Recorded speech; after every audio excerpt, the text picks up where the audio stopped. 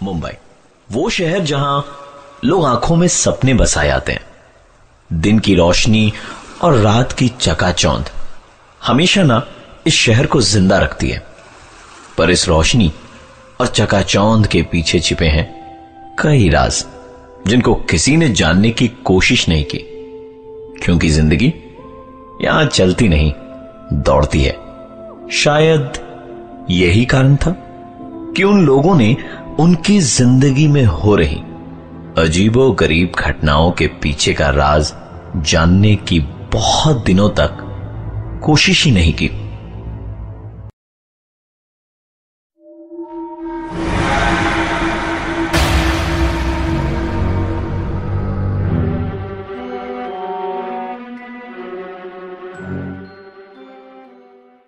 मुंबई के बोरीविले इलाके में 2 BHK का फ्लैट, जिसमें प्रकाश, उसकी गर्लफ्रेंड नंदिनी और भास्कर 3 महीने से रह रहे थे।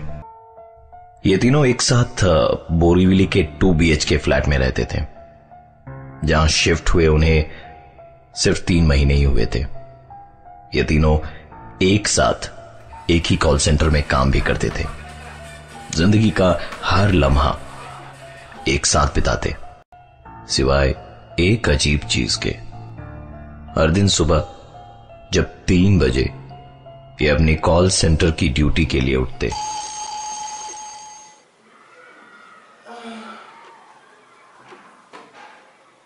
तो घर के बाथरूम, किचन या डाइनिंग हॉल की लाइट को ऑन पाते। भास्कर, ये लाइट्स किसने ऑन की? तूने की क्या? बोल ना, क्या हुआ? हर बार लाइट्स को ऑन कर देता यार। भैया, ये लाइट्स तूने चालू की है क्या? मस्ती मत कर, तूने ही की, मुझे लग रहा है।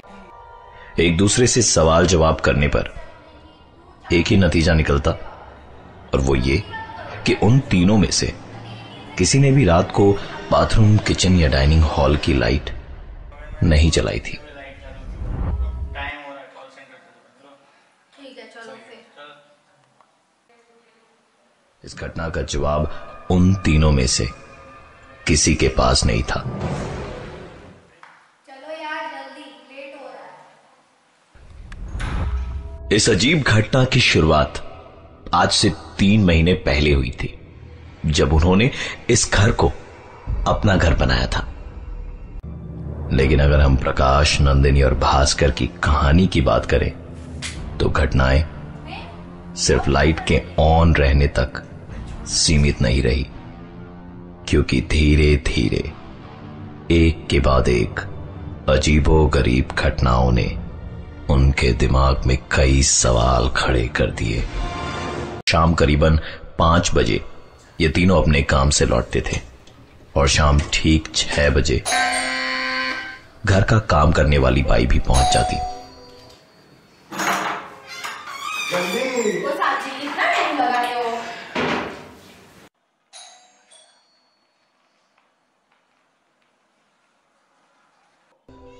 कभी कभार इस बाई के साथ उसका बच्चा भी आता,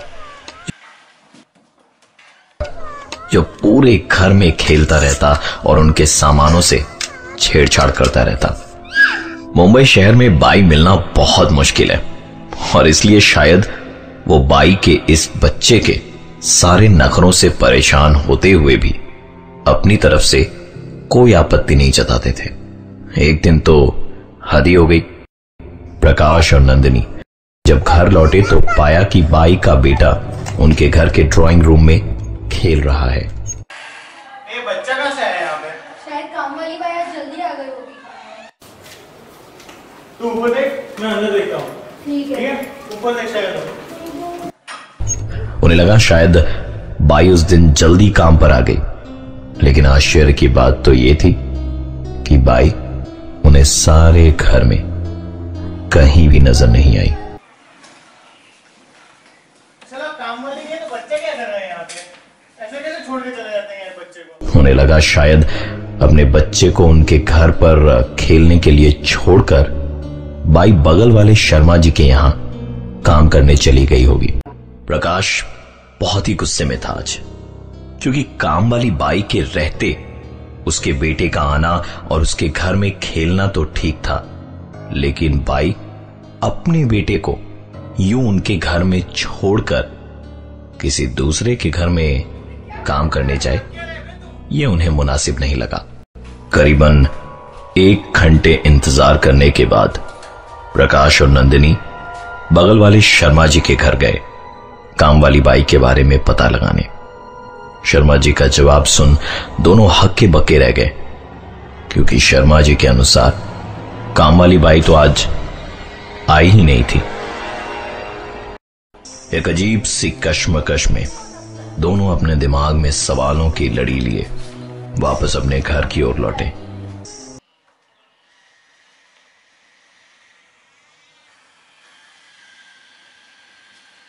अपने आप कैसे खुल रहा है?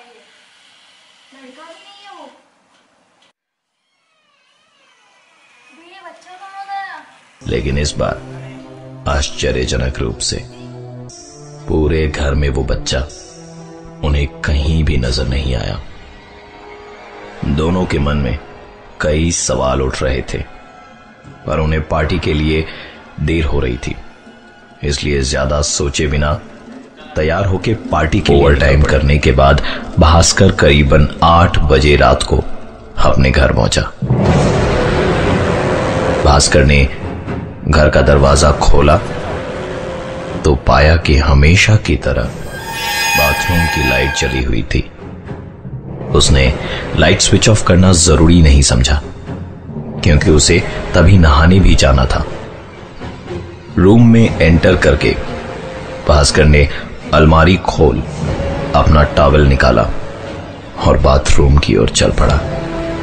भास्कर ने जैसे ही बाथरूम का दरवाजा खोला, उसके पैरों तले जमीन खिसक चुकी थी।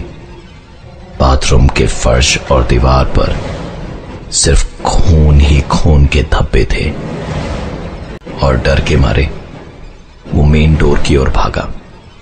अचानक उसके भागते हुए कदम एक आवाज को सुनकर रुक गए। ये आवाज भास्कर के कमरे से आ रही थी। सहमे हुए कदमों से भास्कर अपने रूम की ओर आगे बढ़ा।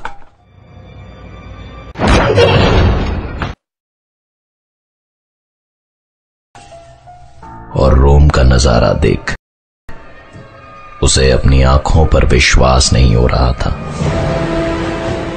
भास्कर ने देखा कि उसके बाई का बच्चा उसके बिस्तर पर अपने घुटनों में मुंह को छिपाए बैठा था। भास्कर ने उससे पूछा कि तुम यहां क्या कर रहे हो? अभी तो तुम यहां नहीं थे। ये सवाल सुन उस बच्चे ने धीरे से अपने घुटनों से मुंह को उठाया। उस बच्चे के चेहरे पर एक अजीब सी तेज और होठों पर एक अजीब सी मुस्कान थी, मानो जिनमें कई राज समाये हों।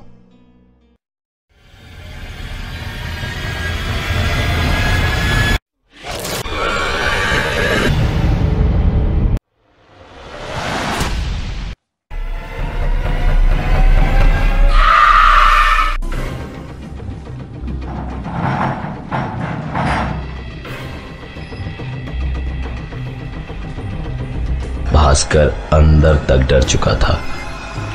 वो तुरंत दौड़ता हुआ उस घर से बाहर की ओर निकल गया। कहाँ पे हो तुम लोग? पार्टी में क्या हुआ? अरे पता नहीं कुछ घर में अजीब से हरकत हो रही है, पता नहीं चल रहा है यार। क्यों, क्या हुआ? अरे लाइट चालू बंद होती है, पता नहीं क्या हो रहा है। अच्छा हाँ रुक, मैं आता हूँ, चल। ठीक। डरे हुए भास्कर के फोन कॉल के तुरंत बाद ही नंदिनी और प्रकाश पार्टी को छोड़कर घर चले आए और तीनों ने बहुत साहस करके उस घर के अंदर जाने की हिम्मत करी। भास्कर, प्रकाश और नंदिनी ने जैसे ही घर का दरवाजा खोला, यहाँ पे तो कोई नहीं है। भास्कर प्रकाश और नंदिनी को साथ लेकर जब उन्हें बाथरूम में खून के छींटे दिखाने ले गया तो आश्चर्यजनक रूप से वहां पर कुछ भी नहीं था। रात करीबन 10:30 बजे थे। तीनों इसी सोच में डूबे थे कि क्या आज की रात इस घर में रहना उनके लिए ठीक होगा। इस बीच प्रकाश ने मकान मालिक को फोन लगाया और उसके दोस्त भास्कर के साथ बीती सारी घटनाएं बताई। मकान के मालिक ने सारी बात सुनने के बाद उन्हें बताया कि आज से 10 साल पहले इस मकान में एक परिवार रहता था।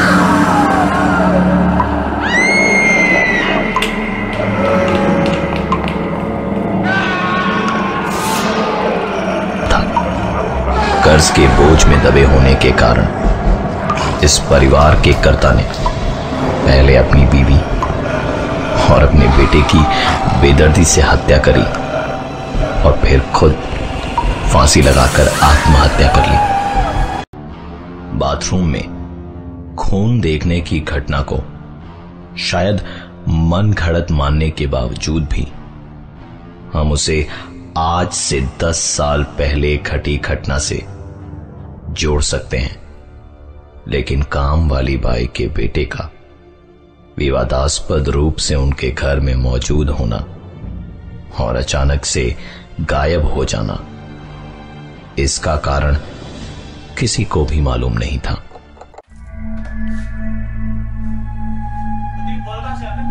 ये कहां से आ गया?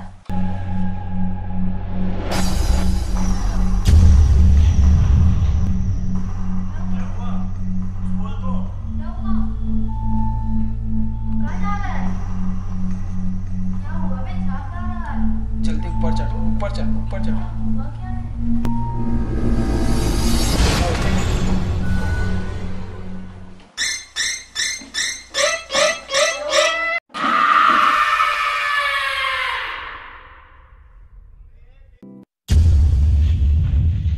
जैसे तैसे आज की रात प्रकाश, नंदिनी और भास्कर ने उस घर में गुजारी और सुबह होने का इंतजार करने लगे, क्योंकि उन्होंने फैसला ले लिया था कि सुबह होते के साथ ही वो इस घर को छोड़ कहीं और शिफ्ट हो जाएंगे। अगले दिन जब काम वाली बाई उनके घर आई तो प्रकाश, नंदिनी और भास्कर तीनों उस पर टूट पड़े। एक के बाद एक सवालों की बौछार करने लगे, उसके बेटे की अजीबोगरीब हरकतों पर और विवादास्पद स्थिति में उसके बेटे की मौजूदगी पर।